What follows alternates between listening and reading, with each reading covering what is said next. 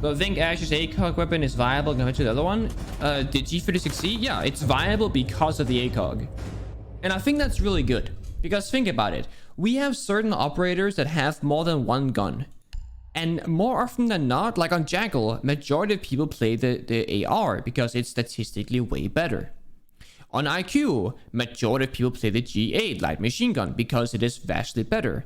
On Ash, most people play R4C, but if you want an ACOG, you have to play G36C. Very few people play G36C without the ACOG because it's much worse than R4C statistically.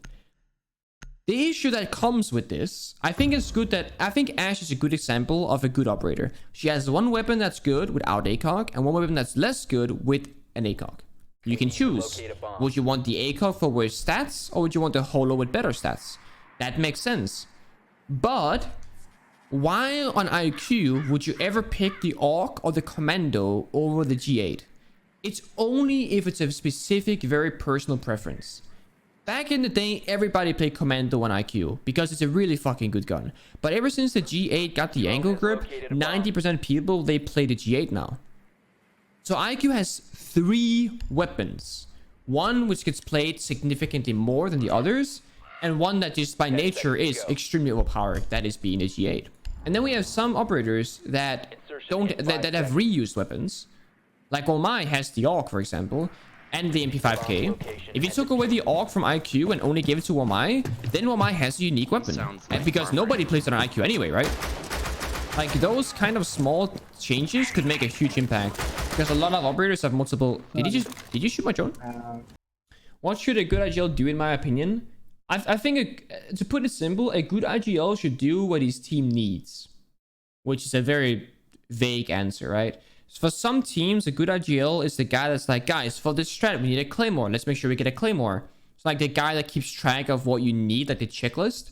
For some teams, a good IGL is the one that says what to do in prep phase. Guys, it's coastline. We're gonna go for a pink side attack because they're not holding the map horizontally. Or guys, the enemy is holding pink, so we're gonna go hooker and take away the horizontal play with the vertical play, and we're gonna clear together. Some teams, they need problem solving. Some teams, they need guidance. Some teams need ideas, and some teams just need win conditions. Every team IGL slightly differently. Every IGL has a good or has a different approach to IGLing. Like the way I IGL, I always IGL for the plant. If you see us plant in Pro League, that's me. I'm always like, you hold that angle, you do this, you hold F, and that's it, right? That's usually what I play for. Like, that's like my IGL, like, niche. Like, that's like planting, and that's why our plant rate is one of the highest in EU Pro League ever. Like, across since I joined Pro League. Like, back in year 1, season 1 Pro League, we had the most plants. And we've had the most plants almost ever since. We're always one of the highest planting teams in Pro League. And that's because that's like my win condition. And when Fabian IGL, for example, back in the day, Fabian was very good at taking map control. Like how to clear the roamers, how to get to a certain point. Back when Fabian and I were on the same team, what we would often do in our prime is that he would IGL the first minute and a half, and then I would IGL the last minute and a half. And that's why Fabian and I were so fucking good together, because we covered the entire round of IGLing with 2 people. Which is very hard to do, I think. Nowadays, I think a lot of teams are trying to IGL with the entire team, or like more of the team than not, and it can get very cluttered.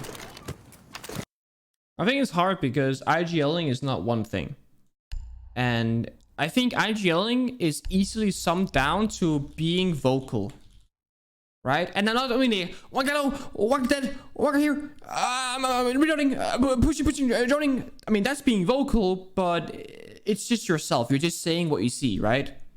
Saying 1 pink, 1 blue, 1 kitchen.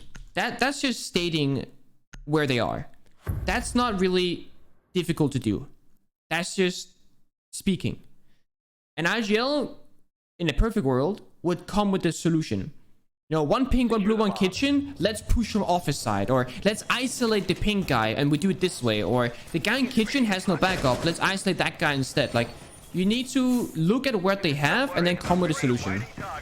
That's pretty much what IGLing is. It's not so much stating the obvious, like, oh, there's 2 guys here. Like, we all kind of knew that, right? It's about problem solving and being like, yo, this is the best way to approach this scenario. So let's do this.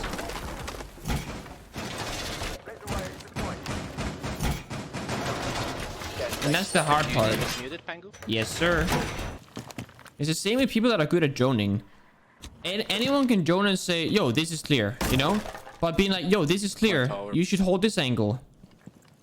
Because that's what a good droner does, you know? You gotta be like, yo, hold this angle. I'm gonna drone you left. So that you're being proactive. Or I'm droning you in this area and I want you to push up this staircase. So you give him a plan of what to do beforehand. Instead of just like saying what's clear and then let him decide for himself. Because he doesn't see the rooms, you know? He only sees what you tell him. They saw EU was strong and they were like, let's fuck this shit up. Best of ones online. Yeah, it's kind of unfortunate because best of ones is really bad.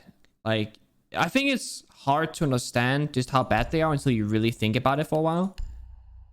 Because if you think about it, best of ones, especially with no overtime, like there's no comeback. If the enemy team gets 6 rounds, do you want to know what we say in TeamSpeak? Yo guys, let's get that 1 point. Let's not lose. That's not motivational. There's no comeback. There's no turnaround story. There's no incredible feat of strength. It's just, oh, they drew.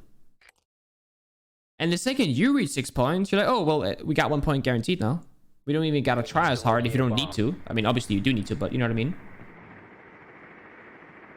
Someone said, since you said you might want to move to NA League, what would prompt you to want to make that move? Well, one is that NA is better for esports. It's better for sponsorships, for opportunities, for salary, for real estate, for living, not living conditions, but like esports conditions. Like there's like, let's say that NA has like 4 times the money investment into esports that NA EU does. It's like, that's a random arbitrary number, but you get the idea. If you want to be in esports, you pretty much want to be NA at some point in your life.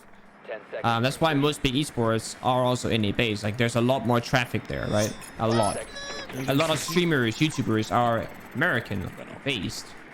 Taxes are lower. That's also great because I pay 55% tax right now. That's not great at all. But like NA playing best of 3 on LAN is like this, like the biggest reason as to why I want to go NA. Because I'm a very competitive person and I want to play in the most competitive. Wait, B is completely there's no rotate, no holes. I don't trust your calls. No. I'm gonna go in and just I'm in B. I'm in B. It's all clear. I'm dead. There's a guy bought on main stage. We should have gone from the window. EU isn't meant to be on LAN ever, or at least not in the near future.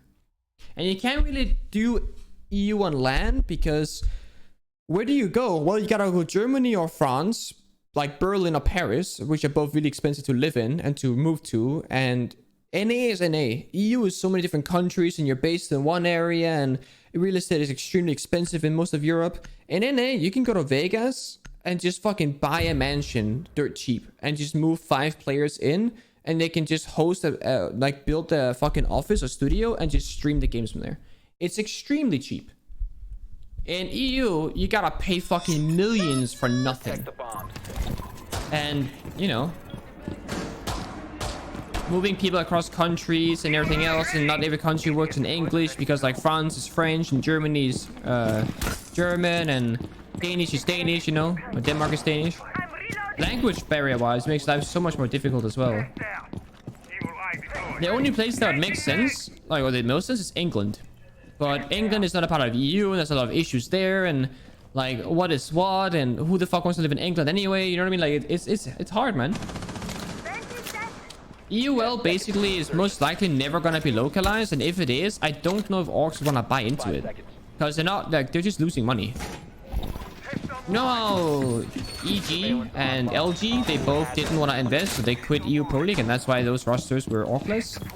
That would probably happen to a lot of EU orcs as well if we went like if you're forced to buy a place in Paris, like that's a lot of fucking money, man.